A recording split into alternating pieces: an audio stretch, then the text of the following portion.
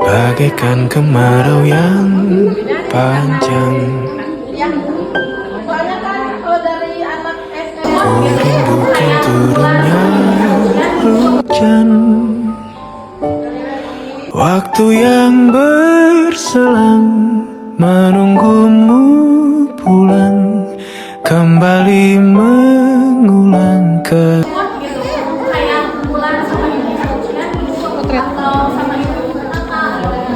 Waalaikumsalam warahmatullahi wabarakatuh. Selamat siang ibu-ibu, apa kabar semuanya?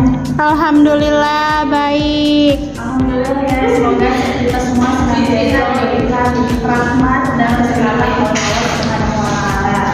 Sebelumnya perkenalkan, nama saya Atas Zafia dari Pendidikan Masyarakat Fakultas Keguruan dan Ilmu Pendidikan Universitas Siliwangi. Pada sini saya akan menyampaikan materi mengenai peran hubungan keluarga dan manajemen emosi dalam meningkatkan kesehatan mental ibu. Nah, sebelum kita memulai pematerian, kita mengisi pretest terlebih dahulu. Nah, ibu-ibu silakan dibuka terlebih dahulu HP-nya untuk men-scan kode barcode yang ada di depan. Nah, ibu-ibu apakah sudah mengisi barcode? Sudah. Baik, selanjutnya kita langsung ke pematerian. Nah, ibu-ibu di sini ada yang tahu nggak apa itu manajemen emosi? Enggak. Nah, manajemen emosi adalah kemampuan mengenali, memahami, dan mengendalikan perasaan diri serta mengekspresikannya dengan cara yang tepat. Artinya, kita tidak menahan emosi, tetapi mengatur cara mengekspresikan supaya tidak merugikan diri sendiri maupun orang lain. Baik, selanjutnya adalah jenis-jenis emosi yang umum dirasakan oleh ibu. Nah, kita sebagai manusia umumnya bisa merasakan marah, sedih, takut, cemas, bahagia. Nah, itu semua bagian dari jenis-jenis emosi. Nah, yang pertama itu ada marah. Nah, ibu-ibu di sini tadi pagi ada yang marah nggak karena anaknya susah diatur? Ada. Nah, rasa marah itu biasanya muncul saat ibu merasa lelah, anak susah diatur, atau tidak dapat bantuan dari keluarga.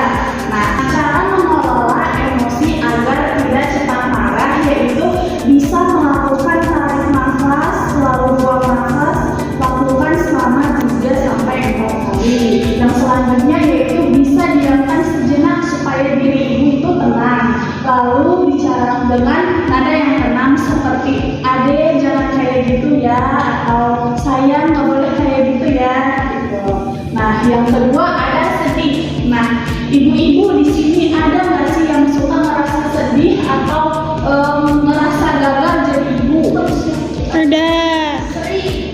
Nah, rasa sedih ini biasanya muncul karena kecewa, kehilangan, atau merasa gagal menjadi ibu. Nah, cara untuk mengatasi rasa sedih tersebut yaitu yang pertama, jangan dipendam sendirian. Nah, kalau misalkan ibu merasa sedih, ibu bisa menceritakan kepada keluarga, suami, atau orang terdekat, atau bisa menulis catatan di buku harian. Yang ketiga ada cemas. Nah, ibu-ibu pernah nggak sih ngerasain cemas anaknya misalkan lambat tumbuh kembangnya atau belum bisa jalan? Aku pernah. Nah, rasa cemas ini muncul ketika ibu khawatir pada anak atau keuangan masa depan anak atau keluarganya. Nah, cara mengatasi rasa cemas itu bisa dengan fokus terhadap hal yang bisa dikendalikan dan yakini diri bahwa semuanya bisa dihadapi perlahan. Nah, selanjutnya ada rasa takut. Nah, ibu-ibu di sini pernah nggak ngalamin takut kalau gagal jadi seorang ibu? Pernah. Atau takut gagal cara mengasuh anak? Pernah. Nah, rasa takut ini sering muncul karena kurang percaya diri atau pengalaman di masa lalu. Nah, cara sehat menghadapi rasa takut sendiri yaitu bisa dengan mengubah rasa takut menjadi motivasi. Misalnya,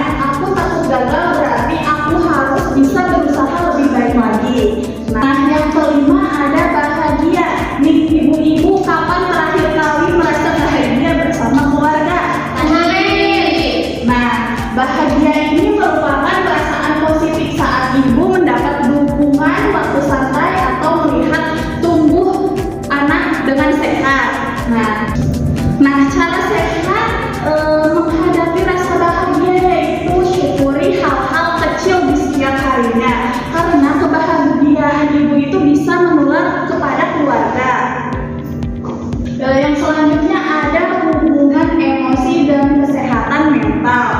Kesehatan mental itu tidak hanya tentang stres, tidak sedih, tapi lebih dalam dari itu. Artinya seseorang bisa dikatakan memiliki mental yang sehat, yang baik kalau bisa mengenali, menerima dan mengelola emosinya dengan cara yang tepat. Nah, di sini ibu-ibu pernah nggak sih ngerasain naik turunnya emosi? Atau memendam rasa emosi itu sendiri karena takut dibilang baper. Nah, kenapa emosi penting untuk kesehatan mental? Karena emosi adalah bagian dari alami dari manusia yang semua orang bisa merasakan, seperti marah, sedih, takut, atau bahagia. Itu normal. Yang jadi masalahnya bukan tentang emosinya, tapi bagaimana cara kita merespon emosi itu agar bisa dikelola dengan baik. Nah, yang selanjutnya ada langkah-langkah mengelola emosi dengan baik. Nah, yang pertama itu ada kenali emosi yang muncul seperti marah, sedih, atau cemas. Nah, ada langkah-langkah mengelola emosi dengan baik.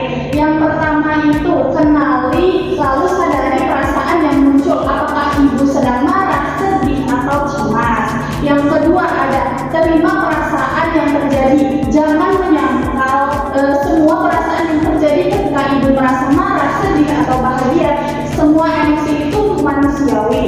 Nah, yang ketiga ada tenangkan diri terlebih dahulu. Tarik nafas, duduk tenang, berdoa, ataupun bisa minum air putih terlebih dahulu. Yang keempat itu mengekspresikan dengan tepat.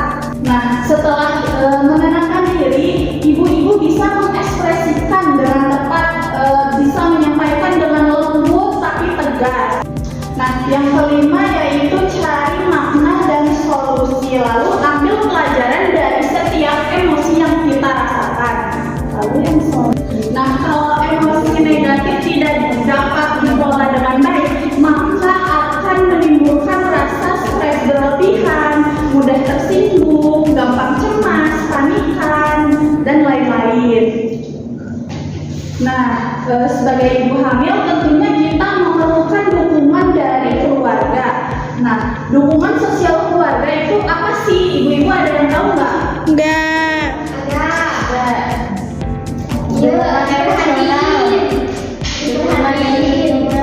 Nah, dukungan sosial keluarga adalah bentuk bantuan, perhatian, dan rasa peduli yang diberikan oleh anggota keluarga kepada ibu, baik secara emosional, praktis, maupun moral. Dukungan ini dapat menjadi fondasi penting bagi kesehatan psikologis ibu dalam menghadapi stres, kelelahan, maupun tekanan menjalani peran ibu sehari-hari.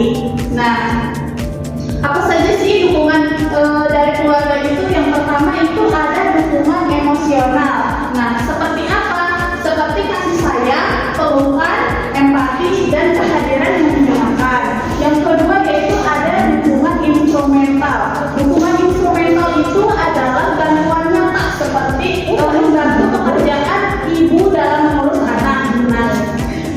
Nah, apa saja sih dukungan yang bisa dilakukan oleh keluarga terhadap ibu hamil? Nah, yang pertama itu ada dukungan emosional, yaitu dukungan berupa seperti kasih sayang, pelukan, empati, dan kehadiran yang menyenangkan. Yang kedua ada dukungan instrumental, yaitu bantuan nyata seperti membantu pekerjaan rumah atau mengurus anak. Nah, ibu-ibu bisa diminta tolong kepada suaminya buat bantuin ngurus anak atau bantuin pekerjaan rumah kayak ngepel, masak, atau bersih-bersih. Nah, yang ketiga itu ada dukungan informasional, yaitu seperti saran atau nasihat yang menyenangkan. Nah, ibu-ibu kalau misalkan ada masalah bisa minta saran pada suami atau tetangga ataupun orang tua. Nah, yang keempat yaitu ada dukungan apresiasi. apresiatif, yaitu dukungan berupa pujian atau penghargaan atas usaha ibu dalam keluarga. Nah, yang selanjutnya yaitu ada dukungan sosial masyarakat. Selain dari keluarga, dukungan juga bisa datang dari lingkungan sosial masyarakat. Karena masyarakat itu memiliki peran penting dalam membantu ibu menjaga kesehatan mental dan ketahanan psikologis. Dengan adanya partisipasi masyarakat, ibu bisa merasa ditemani ataupun tidak merasa sendiri dan memiliki tempat untuk berbagai cerita serta berbagai pengalaman yang dirasakan oleh ibu. Nah, apa saja sih bentuk dukungan sosial masyarakat itu? Yang pertama yaitu ada posyandu dan PKK. Nah, di sana ibu-ibu bisa mendapatkan edukasi atau berbagai pengalaman dan memperkuat jaringan sosial, seperti mengikuti penyuluhan kesehatan mental atau mengikuti kegiatan rutin di PKK. Yang kedua ada pengajian atau arisan ibu-ibu. Nah, pengajian atau arisan ini bisa menjadi wadah untuk saling menyemangati, berbagi cerita, dan menenangkan hati, seperti berbagai pengalaman kehidupan sehari-hari tentang pola asuh anak atau cara mengelola stres. Nah, yang selanjutnya ada pelatihan dan kegiatan pemberdayaan. Nah, kegiatan ini untuk mengembangkan keterampilan dan kemandirian sosial ekonomi ibu. Contohnya, ibu-ibu bisa mengikuti pelatihan membuat jajanan atau aneka kerajinan tangan atau usaha kecil. Yang selanjutnya ada kegiatan gotong royong. Nah, bentuk kepedulian sosialnya seperti membantu ibu yang sedang sakit atau melahirkan atau membantu ibu yang mengalami kesulitan. Nah, contohnya ibu-ibu bersama warga bisa menyiapkan makanan untuk tetangga yang sakit atau tetangga yang baru melahirkan, seperti itu. Sekian materi yang bisa saya dapat sampaikan. Nah, sebelum menutup pematerian hari ini, bisa terlebih dahulu dibuka HP-nya untuk mengisi post-test. Nah, ibu-ibu apakah sudah? Belum. Nah, kalau misalkan ada kendala bisa meminta bantuan kepada panitia yang lain yang ada di belakang. Ya, Bu. Ya, Neng. Nah, udah semua ya, Ibu? Sudah. Nah,